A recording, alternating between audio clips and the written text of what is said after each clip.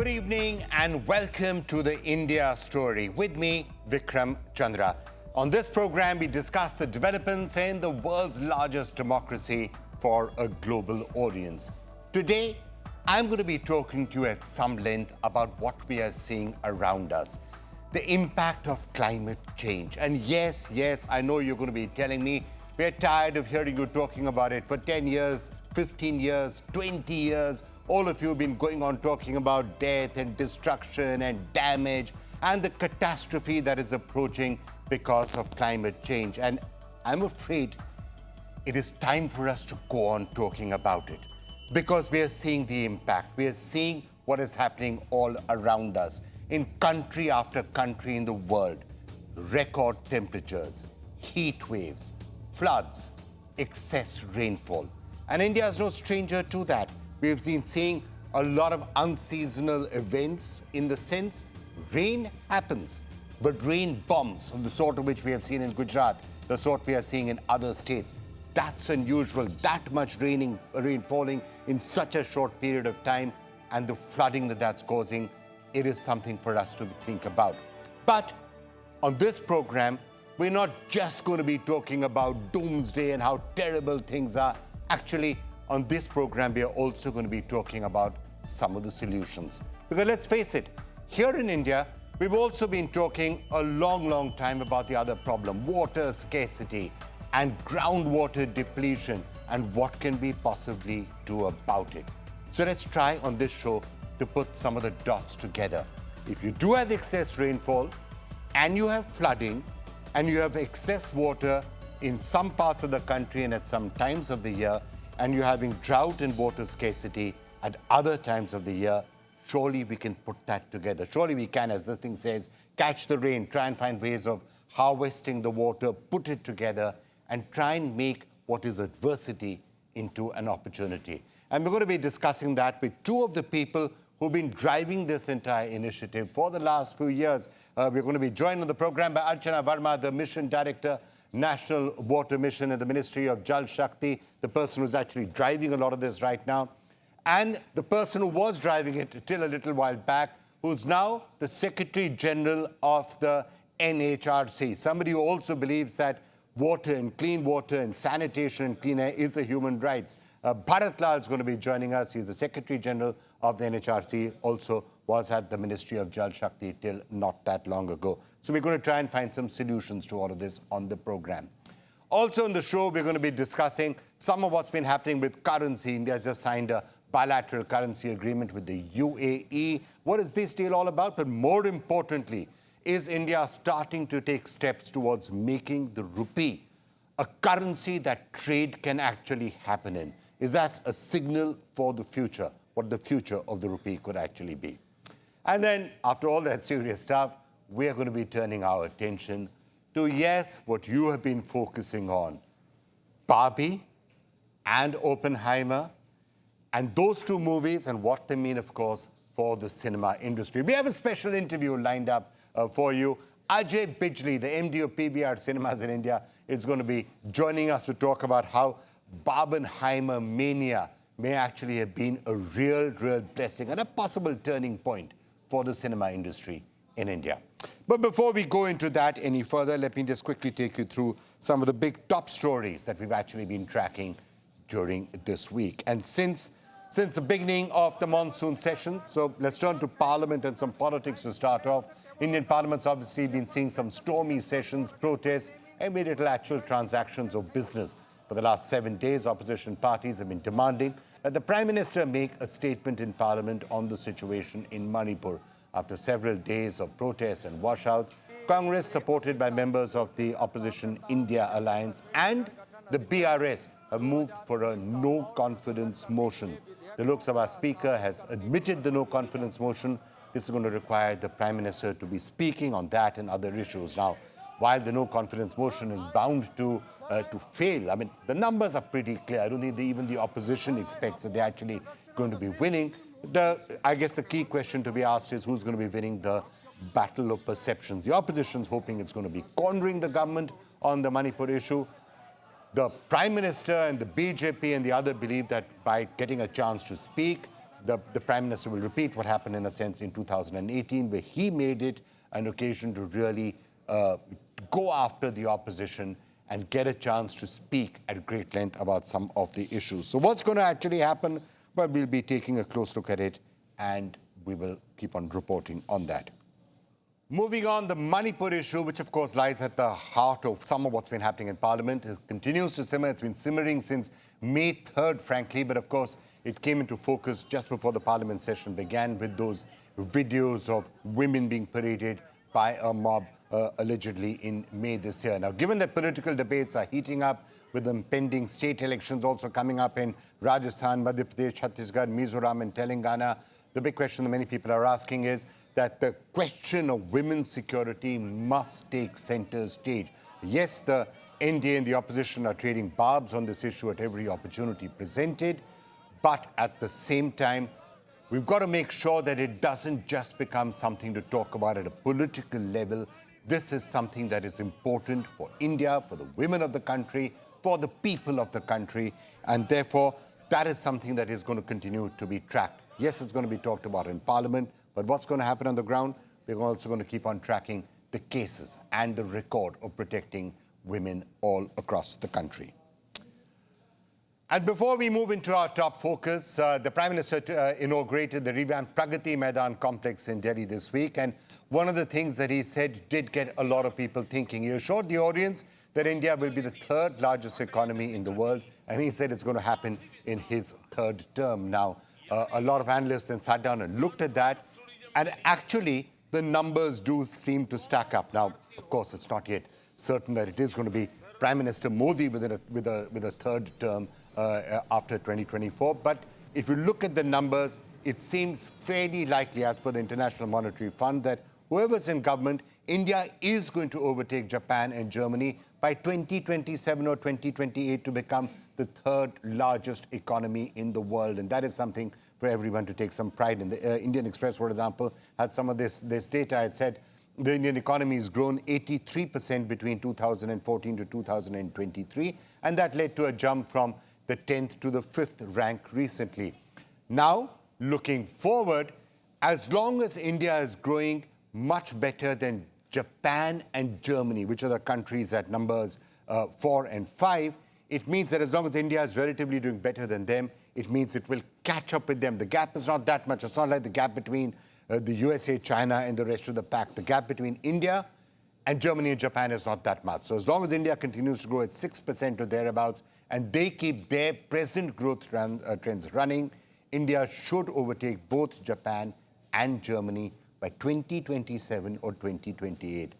Advance heads-up notice, we will, of course, do lots of stories and special programs on the India story, but that particular landmark in the India story is actually crossed.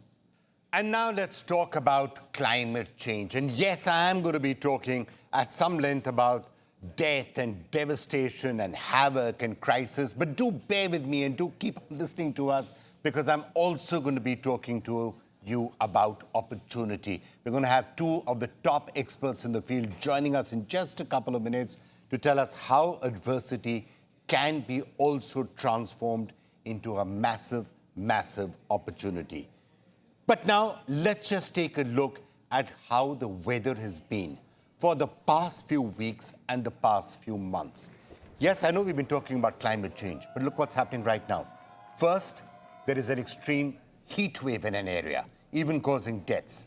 A few days later, that same area gets very heavy rainfall, so much so that there are often floods. If you think I'm talking about India, you're right, it's happening here. If you assumed I'm talking about Europe, you would still be right. America, spot on. Maybe China, or Japan, or Korea, absolutely. Look, for many, many years now, we have been talking and talking and talking, and at the same time, ignoring climate change. Yes, it's one of those things out there. It's going to happen, but I'm not going to worry about it right now, because who cares? Yeah, it's going to happen at some point, but who cares? Let's carry on with our lives. So it's an academic area. It's some event in the future which isn't really going to affect us. But look at 2023. The threat exists, and the threat exists here and now. And it is affecting your life. It's affecting your life right now. Let's just take a look what's been happening around the world before we then turn to the situation in India and to the specific opportunity that I began by talking about. But let's just take a look at the world. Let's start off by talking about the heat wave in Europe. More than 40 people have died so far in wildfires in Mediterranean nations. In Greece, thousands of people, including tourists, were recently evacuated from Rhodes and Corfu amid raging wildfires. In Italy, the summer's been so extreme that people have died inside their cars in Sardinia, while Rome and other cities have seen record-breaking temperatures. In Spain, the heat wave is exacerbating a severe drought. This is the driest period in 500 years. Meanwhile, other parts of the region have completely the opposite type of weather. Take a look at Italy. In Italy's Veneto, over 100 people were injured in unusually severe hailstorms. Serbia, Slovenia, and Bosnia-Herzegovina seen deaths among heavy rain. Croatia witnessed its most intense storm since records began in the mid-1800s. The situation is similar, by the way, in the United States of America. The heat wave has led to Phoenix, Arizona, breaking its 1974 record of consecutive days with temperatures over 43 degrees centigrade. More than 15 people are believed to have died due to the heat. The party capital, Las Vegas, has seen record-breaking temperatures, while hikers have been found dead in national parks in Nevada and in California. In Florida, new temperature records have been set in the Keys, in Miami, in Fort Lauderdale. There's a patch just off the coast of Florida which is seeing temperatures of something like 38 degrees Celsius. People don't know, is it a mistake? Is it really possible that ocean water can be at 38 degrees Celsius? Can you believe it? Pennsylvania was struck by a severe flash flood, which killed at least 5 people. Floods in New York and Vermont have led to large-scale rescue operations, delayed flights, train services have been affected. Mississippi was hit by a 1,000-year flood. Tornado and thunderstorm warnings were issued for... Look, I could carry on and on and on. I'm going to keep on flashing this for you. How much do you want me to tell you? It is clear that this is happening everywhere. It's happening close to home as well. Look at China. A new highest temperature record at 52.2 degrees in West Xinjiang. Heat in Japan's Tokyo broke a 150-year trend with temperatures 9 degrees Celsius above the season average. On the other end of the spectrum, the Chinese provinces of Sichuan, Henan, and Jiangsu were hit by heavy rain and flash floods. Does that sound familiar? South Korea saw massive death and destruction with around 40 people killed in the recent floods. Does that sound familiar? Because let's now turn our attention to India. 2023 has once again been a very weird year for India when it comes to the weather. This February, we saw the mercury rising to its highest point since 1901. Since 1901. In March, there was more rainfall than usual. Then April and May were unusually cool. They were actually cool months. But there was some sporadic rainfall. And then June, we suddenly had a severe heat wave. Between March and June, India saw 218 heat wave deaths, the highest in 23 years. Kerala recorded 120 heat-related deaths till June, the highest in the country. Other states with a high death toll have been Gujarat, 35 deaths, Telangana, 20, Maharashtra, 14, Tamil Nadu and UP, 12 each. Bihar, in fact, had the longest continuous heat wave of 19 days in June and recorded 8 deaths. And then, just after the heat wave, came the furious storms and floods, the same pattern that we've seen in other countries happening here. Over 100 people reportedly died in North India in 2 weeks till the middle of July. Delhi saw its worst floods on record. We all know about that. The Yamuna reached a 45-year high. Dozens died in Himachal, in Uttarakhand and Punjab. There were landslides, of course, in Maharashtra and Raigad, which killed more than 20 people. 70 remain missing. Gujarat's Junagadh then saw its worst flood in decades, while Ahmedabad airport was inundated. More than 35 people have died in Karnataka, which still has flood alerts in many places. Telangana also saw unprecedented rain leading to damage in homes and crops. And even in places like Rajasthan, flooding was reported from places like Jaipur, Jodhpur and Udaipur. Now, this is Rajasthan, a desert state, but there's flooding happening out there. So put the pieces together. there are clearly extreme weather events taking place. They're taking place in India and they're taking place in other parts of the world. So let's not bury our heads in the sand anymore. Something is happening and we need to pay attention to it. We've heard this warning coming from the United Nations just yesterday. Everyone's talking about it. There's a tipping point that apparently is being approached.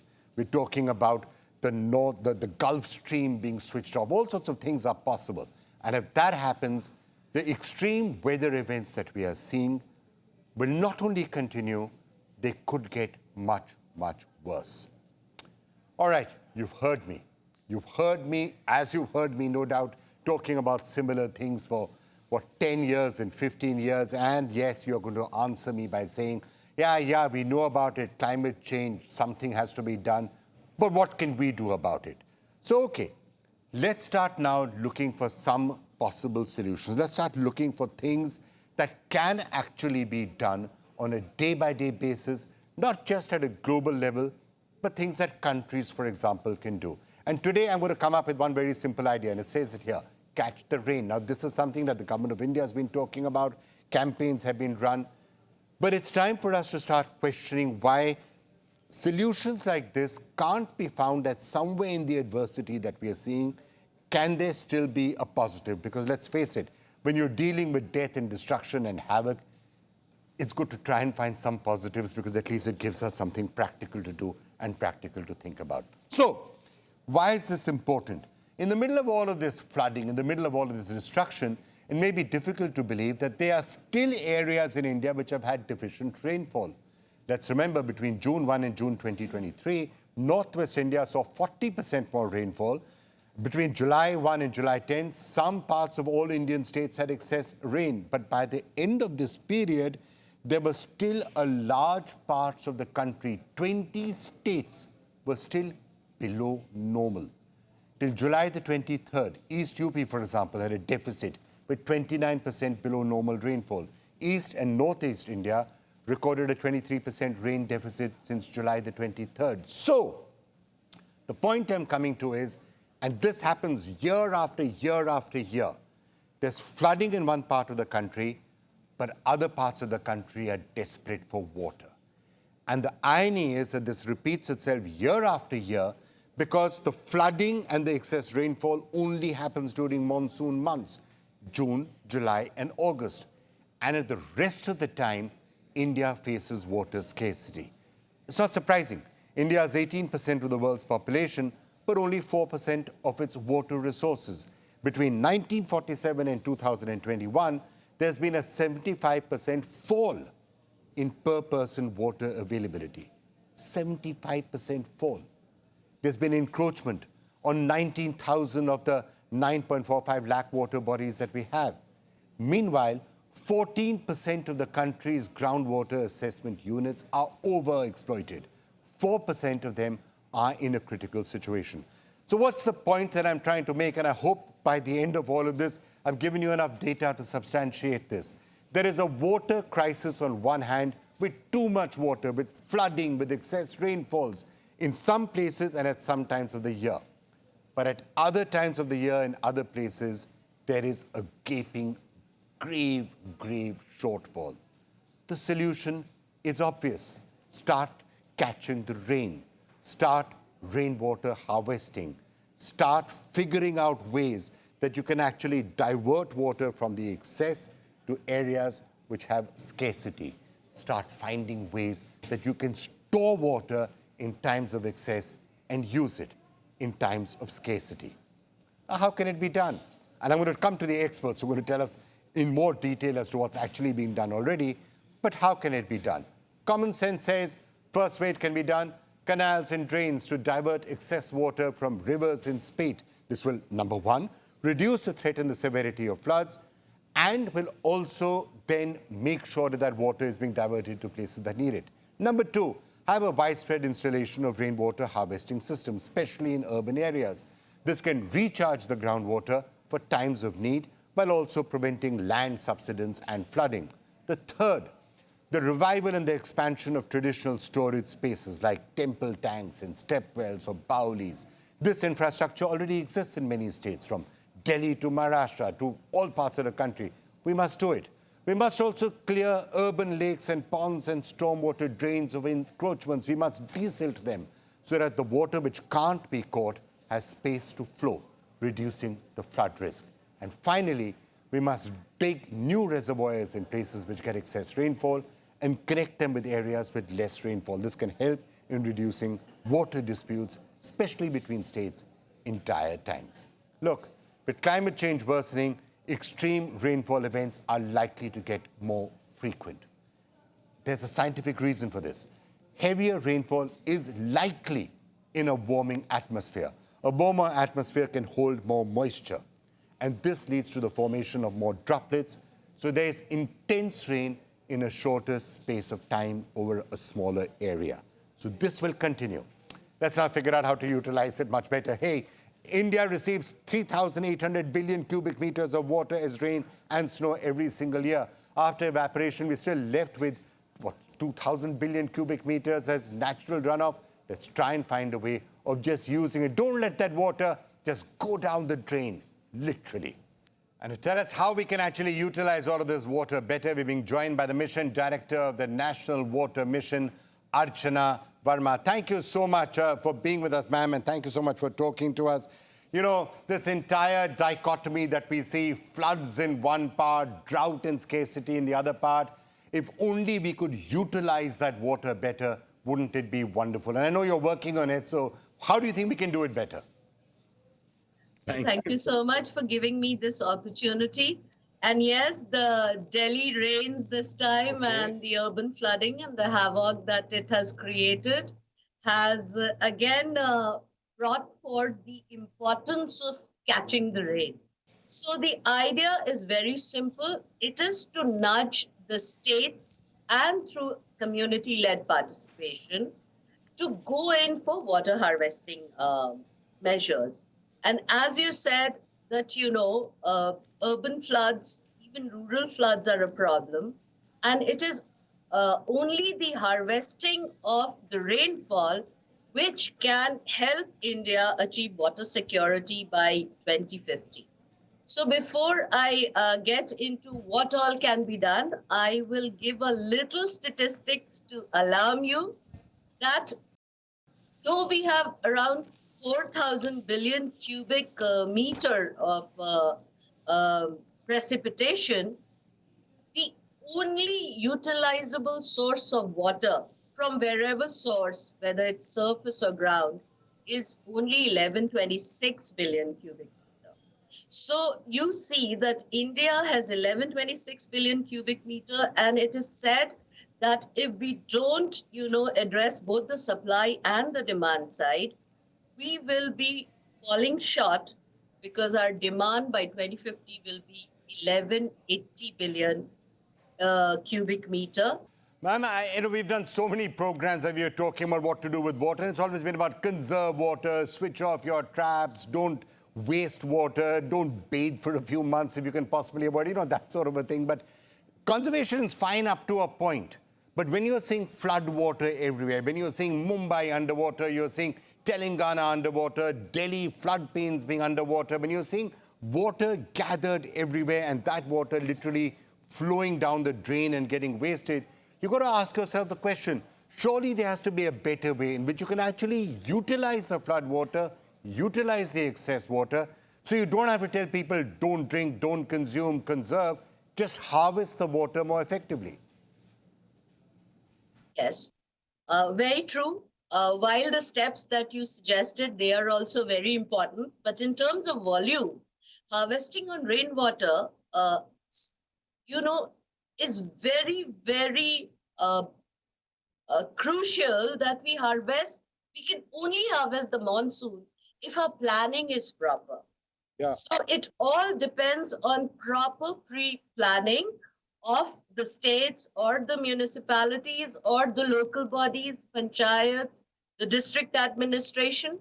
Just interrupt you for a minute. When you're talking about storage facility, has there been a change of thinking on that also? Because once upon a time, it was often said that the only correct way to store water, you must have these big Bhakra Nangal type mega projects. Now, increasingly, a lot of the view seems to be that the traditional way is still good. The Baulis, the check dams, things that perhaps we've had for centuries. And it may be more effective to do this at the micro level, at the village or the panchayat level, rather than large-scale mass schemes. Would you agree with that?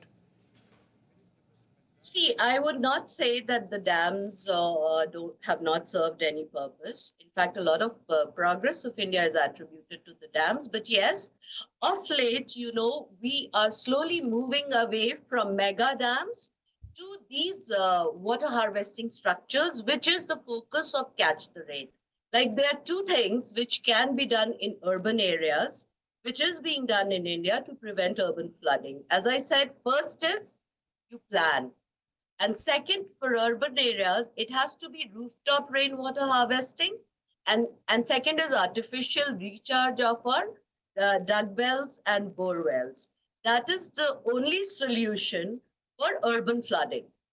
I mean, apart from the new technologies, like you have sponge cities and you have stormwater drainage systems, you have green spaces and no encroachment, no pollution. Those are the measures which can be there. But the biggest technology which will work to prevent urban flooding is we have pre-planned our storage capacities through rejuvenating our dug wells and bore wells and rain water rooftop harvesting, for which the citizens also need to contribute. So these are the ways in which urban flooding can be managed.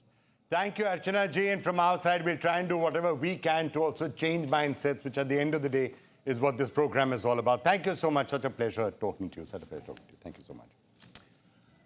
Well, let's now get another top expert to talk about this. Somebody who was one of the first people to start pushing very aggressively on how you can actually do catching the rain and water harvesting. Somebody who also has been doing a lot of work on how sanitation is particularly important on this, because you can't just catch the rain or capture water if that water is not clean. Sanitation becomes a very important part of this. It's a great pleasure now to be joined by Mr. Bharat Lal, who was former Additional Secretary, Drinking Water and Sanitation, the Ministry of Jal Shakti, is right now the Secretary General of the NHRC, and also one of the people who believes that at the NHRC that, look, clean water, clean air, these are very much human rights, and therefore it is particularly important. Bharat Lal ji, thank you so much for joining us. Now, we've been discussing water and catch the rain and rainwater harvesting for many, many years. I've done so many programs with you, so I felt that we must, of course, get your expertise on this. But even from the point of view of the NHRC and, as human rights, do you believe that something like water is, at the end of the day, a human right, and it is something which we should prioritize? You should have clean water, you should have clean air for that matter, and that should be a human right for everyone. Well, as we all know, that a country like ours, where out of 365 days, we have roughly 20 plus minus 5-6 days as rainy days. And whatever rainfall we get, the idea is that you collect it, store it, and use it wisely. That is more important. So conservation means not only protection of water sources or basically using water efficiently. It means proper utilization, efficient utilization, as well as storage. Now, in Indian context, when we are having hardly 25-30 days as rainy days, whatever water we get, we have to collect it, store it safely, and use it for whole 1 year, maybe next year. Because of climate change, I think we all are seeing that we have high intensity rainfall, and basically which leads to flood. In fact, we also are having rainfall in unexpected drought-prone, semi-arid and arid region. Take Western India, Gujarat and Maharashtra. There are many places basically which were traditionally known as drought-prone. We are having heavy rain. It means we have to prepare ourselves to store, to catch that water, to catch that rainfall, store it, and then use it. The good part is that, like I have seen in Gujarat in last 20 years, a number of steps have been taken where basically all these water bodies have been rejuvenated. All these reservoirs and dams have been desilted and rejuvenated. So their storage capacity has increased. Now, your second part is that water conservation or water security does not mean just simply reduce the consumption. The real issue is that how to use the water efficiently. It means we have to learn about that part also. All right, Bharatlalji, let me now turn to the question on which I have done a campaign with you just a couple of years ago. Water being treated not just as something which you have to try and conserve and worry about the consumption, but also how you utilize it better. Now, take a look at what we are seeing all around us on TV screens, in the newspapers. So much flooding, so much water being wasted, and this is fresh water. There's an emphasis on fresh water. This is fresh water being wasted, causing damage and destruction along with that. How do we utilize this better? Just want to get your thoughts on that. See, one thing, so when it comes to storing water overground, it has certain limitations. And especially if even in drought-prone and desert region, if you see that there are very few water bodies or few reservoirs.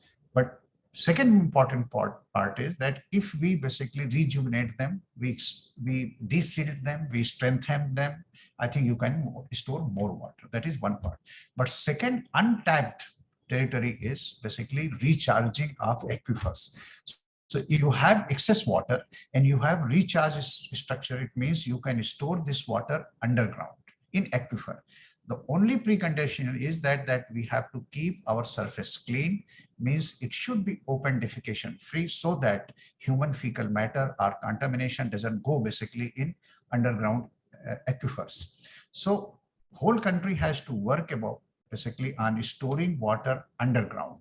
And when I talk about underground, is not only in basically underground tanks and rainwater harvesting structure alone.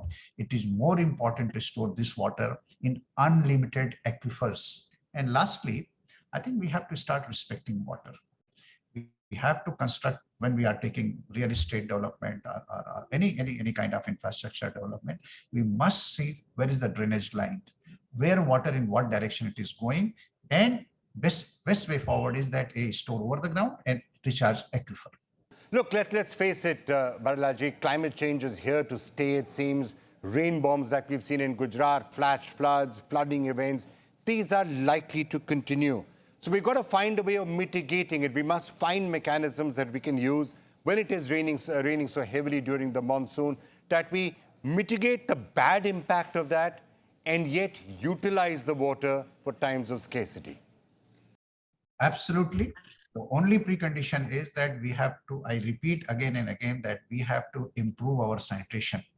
The Swachh Bharat mission, which has been launched basically whether urban or rural area, it has to be continuously, and basically it is in the hands of people. So we have to have clean water basically to take it to our aquifers. So precondition is that our water should not be dirty. So Bharat Lal, the Secretary General of the National Human Rights Commission and the person who was additional secretary looking at drinking water and sanitation till not that long back. Thank you so much, sir, for joining us with that very, very valuable perspective. All right, let's turn to our regular segment where we track what all the global press is actually saying about India. So to start off, there's this article in Nikkei Asia talking about how the IMF has upgraded India's economic growth to 6.1%, making it the fastest growing major economy, while also pointing out that China's recovery has slowed down to 5.2%, that coming out in Japan's Nikkei Asia. It's also saying that emerging Asian economies, including ASEAN 5, are expected to drive global growth, and the global growth forecast has also been raised to 3%, largely due to India's strong domestic investment. But it says that inflation and geopolitical tensions remain major concerns. Moving on, The Guardian has an article on India's ban on rice exports. It says it raises fears of global food price rises. Remember, there's already a pressure on food prices because of what's happening in Ukraine and Russia.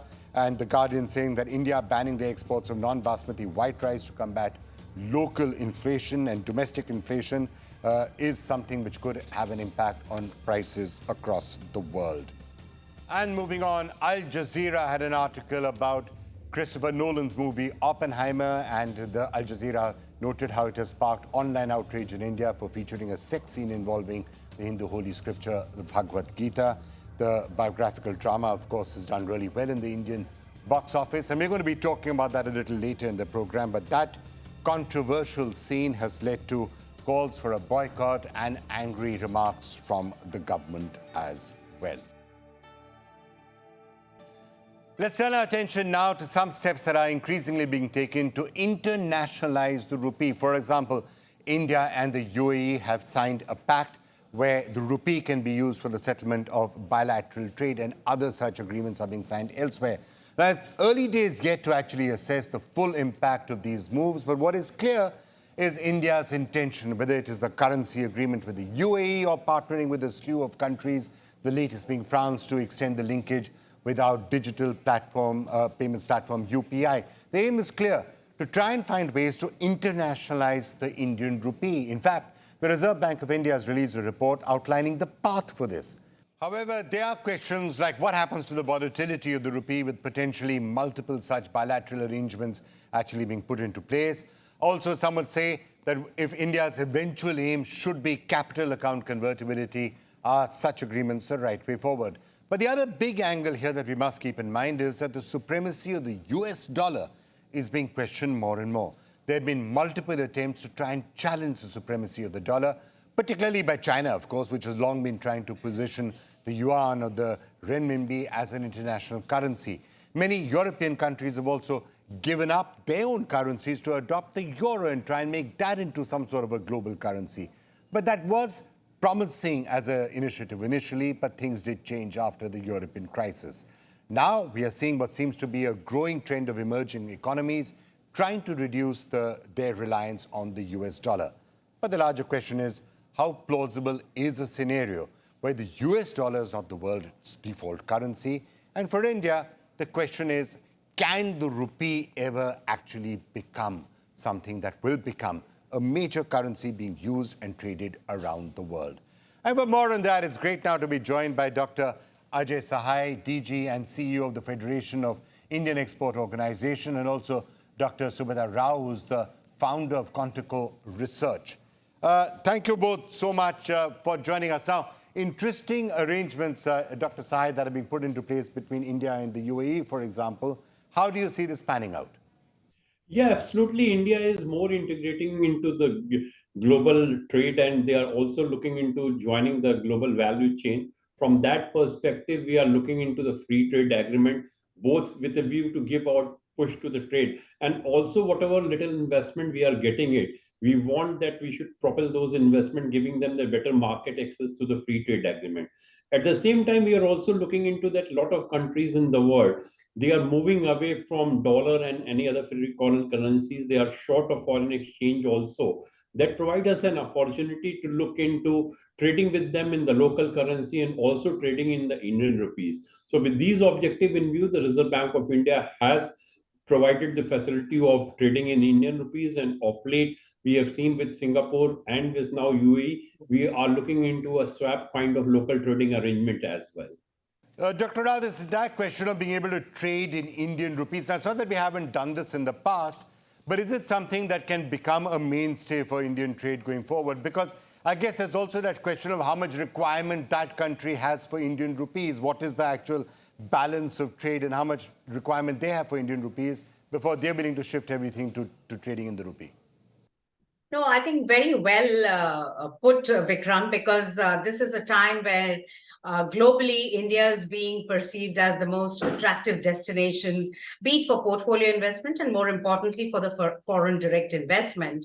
And at a time when the world is looking at diversifying its sources of goods and services, I think India is perhaps in the sweetest spot ever. And this is the time where policymakers, both at the government and the central bank, will have to think through a long-term game plan where we can aspire to increase our share in total trade and exports. Currently, we are at a minuscule of 2% or 2.2%. But for Indian rupee to become a huge reserve currency or the biggest trading currency, we obviously need to expand our footprint across the global trade map. Having said, I think these initial steps are absolutely well-timed, well opportunistic, if I may say so, in a nice way, in a positive way, because as Dr. Sahai put it, we are already underway of foreign trade agreements whereby we can, look country-specific in terms of settlement of our trade in local currencies, as we have initiated with UAE. Dr. Sai, do you think these things should continue to be done on a one-by-one bilateral basis? Or from a trading point of view, is it better to simply join one of the larger trading organizations? So you can do, you can do a lot of individual FTAs, or you can just come up and join the last trans-Pacific trading blocks, for example, or other things that do exist?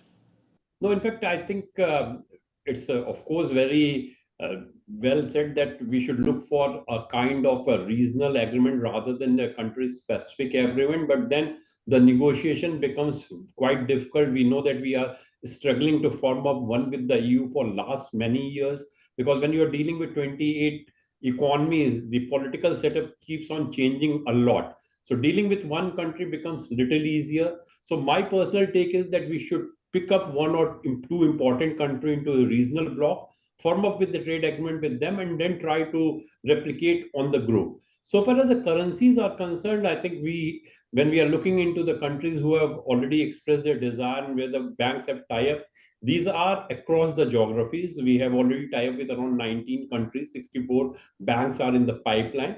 But I think to start with the process, we have to look into what are the challenges, why system is not working in a big way. Please bear in mind that this is an additional window which has been provided to the trade. The existing mechanisms are in place. It's much more better to start with a kind of swap arrangement, because then both sides are insulated against the foreign currency risk. When we are talking about the rupee, on the Indian side, they are insulated because they are paying for imports and getting paid for exports in rupee. But the other side, they have to get the payment in their currency. And since with most of these countries, we are not having a direct exchange rate, the cross currency comes into the play, which eats around 3 to 4% of the entire transaction value. And the other side is therefore little reluctant to that. So it's a very good move, because we will be able to trade with those countries who are short of the foreign exchange. All right, Dr. Rao, last word from you. Now, we've been hearing about de-dollarization for a while right now. Do you think it's in the near future? Do you think, for example, are we going to continue to have country-specific swap arrangements? Or do you think it's possible that another currency could come, the BRICS currency comes? I'm not sure India and countries like India would accept the yuan as a currency. So what, if anything, could replace the dollar? You really have to extend the time horizon pretty longish. It's not going to be an event. It's going to be a process, that too a slow-moving process, because as Dr. Sahai also put it rightly, you at multilateral agencies, perhaps the trade negotiations are very cumbersome and many a times counterproductive. Regional trades would be the way forward, but there would be some counter interests in the play, how to utilize those surpluses. That also needs to be thought through. Yes, prima facie on paper, it's extremely efficient mode of taking your currency offshore and bring rupee as a more acceptable medium of exchange. But there's a whole lot of groundwork that needs to get done. To start with, we should also consider now looking at fully capital account convertibility as we move ahead, with an aspiration of India growing at about $2 trillion of exports by 2030. Dr. Rao, Dr. Sai, thank you so much for joining us. Let's see what happens with the currencies. And before we go, a special segment for you and a very special interview, keeping aside the Bhagavad Gita controversy, which of course has been really dominating a lot of the headlines. It's been a rare clash of Hollywood films in India. Two interesting and very diverse films, Barbie and Oppenheimer, released on the same day on June the 21st. And they both seem to have brought cinema lovers back to the theaters, which frankly have not exactly seen a very successful run this year so far, for the last couple of years. But a simultaneous release of Barbie and Oppenheimer has generated excitement among cinema enthusiasts, drawing them back to the big screens. And a lot of people are saying that this might perhaps lead to a revival of the entire cinema industry. And I'm not going to tell you about the films, you know about them, Barbie, Oppenheimer, enough has been written. So let's just get a very special guest onto the program. Ajay Bijli, the managing director of PVR Inox, is now with us. Ajay, thank you so much for joining us. If you were talking about the revival of the cinema business and what's going to happen to cinema halls and cinema theaters like yours, would you have believed that it would have been two Hollywood films that would have actually done this, got so many people excited?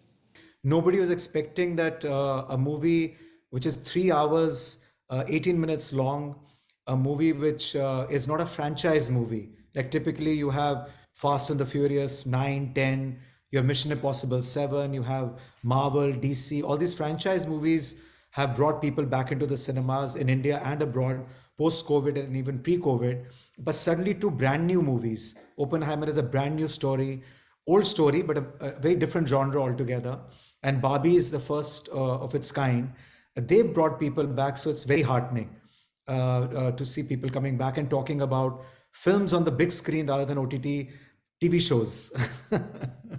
And it's not necessarily, these are necessarily movies like, Avatar or something, where you have to go and get the cinema experience. I could have understood the hype around, one of those films which are movies that you have to go to the cinema hall for. These are technically movies that you can say, well, I can watch it later whenever they're released on OTT. So to that extent, the hype is even more interesting. I think always, over a period of time, Vikram, this has happened, that a fatigue factor comes in whatever you're doing too much of. So last 2-3 months, we've been sensing it a little bit. The data points are all showing that movies are doing well, people are coming back. So if I go back to last quarter, even movies of Vicky Kaushal, which is a small movie, not advertised at all. In fact, 3 weeks prior to the release of the movie, they decided what the movie should be, Zara Hatke, Zara Bachke. 3 weeks prior to the release, they decided what the name of the movie should be. That ended up doing about 80-90 crores. Another movie came of Karthik Aaryan, not very heavily promoted. That ended up doing well. Some Hollywood films came in the middle. They started doing well. So we could sense it that there was some sort of a fatigue factor coming of people just sitting at home, putting their feet up and watching these TV shows. So TV shows are brilliant, but I think the pendulum had shifted too much towards just staying at home and watching content. And now it's sort of balanced itself out a little bit, and which I'm very happy about, which is what I was hoping for anyway. So let's look at the future of the industry. Look, obviously, in the pandemic era, the concern about, let's not go to the movie because people could fall sick. Now, that's in the past, and that's the good news. What would be the friction points right now? I guess, first of all, would be the question of cost. Now, we have heard people cribbing about that on social media. You want to go pay for the ticket, which is fine, but then you're buying popcorn and other stuff, and that is adding to this massive, massive price tag. Imagine, you could get a whole year's entertainment for that. So would cost become one of the major factors? I know you've been trying to make some efforts to address that after the criticism that has come in. Yeah. Well, to be honest with you, the good news is the appetite to go out and watch movies is back, which is something that I was concerned about due to various factors. Before I come to the cost, the biggest issue is most of the people that we listen to, I'm not saying cost is not important, it's extremely important, it's a relative thing. The price of a ticket, for some people is expensive, some people it's not. But at the same time, people are saying we are more time poor than cash poor. So I think the consistency of content which connects with the consumer is the most vital thing today, because that is where I think the South Indian industry has done a brilliant job. They're going back to the drawing board. They're looking at the scripts. They're looking at what is connecting. And out of the 512 screens that we've got in the South and about 1,200 in the rest of the country, those are back to pre-pandemic levels. So I think content for me is the number one thing, that flow of content, quantity and quality. Okay, so let me come back to the friction points, right? So the other friction point, I guess, would be the price of food and drink, because even if someone says, all right, fine, we're spending 300 or 400 or 700 in going and seeing a movie, that's fine, maybe I can do it. But 200 rupees or 300 rupees for a popcorn or for a drink, 200 rupees for a Pepsi, what on earth are you talking about? That's the feedback that I think you also started to get. Absolutely, Vikram, you're absolutely spot on, and we need to be very sensitive to that. So we had a very telling a tweet. Somebody went to Mall of India, one of our cinemas in Noida, and he put that 800 rupees bill and on our face on Twitter, and all hell broke loose. And that was an eye opener for us. We were very fortunate that at the same time the GST debate got over, that the GST is only 5% now on F&B. There was a huge ambiguity whether it's 5% or 18% for the last 2-3 years. That debate got settled, and we immediately came out with that bottomless popcorn and Pepsi offer on the weekends, and we came out with a 99 rupees combo. And honestly, it has been incredible. And so it's been a blessing in disguise that tweet came, and obviously this GST also got rationalized. So that's given a big sort of relief to us. But maybe that's a secret. Maybe it's not actually Oppenheimer or Barbie. It's the fact that popcorn and Pepsi are cheaper. Maybe that's a more important factor than Oppenheimer. No. Oppenheimer has played a big role because our business is binary. Only when movies are good, people come in. But having said that, I've always been saying one more thing from the other side of my mouth is that basically somewhere I find, okay, agreed, some prices had to be rationalized. At the same time, comparing a popcorn or a Pepsi on the roadside to comparing a popcorn Pepsi price in a infrastructure that we built for a multiplex, I thought was also a bit unfair. It was an apple to apple comparison. All right. Ajay Bijay, thank you so much for joining us. And let's see what happens in the next few months in the cinema industry. Thanks a lot for joining us. And that's all we have time for on this episode of the India Story. But do join us again next week as we continue to look at all the big issues that are coming out of India, and we talk to the biggest newsmakers in this country. Thanks a lot for watching. Bye for now.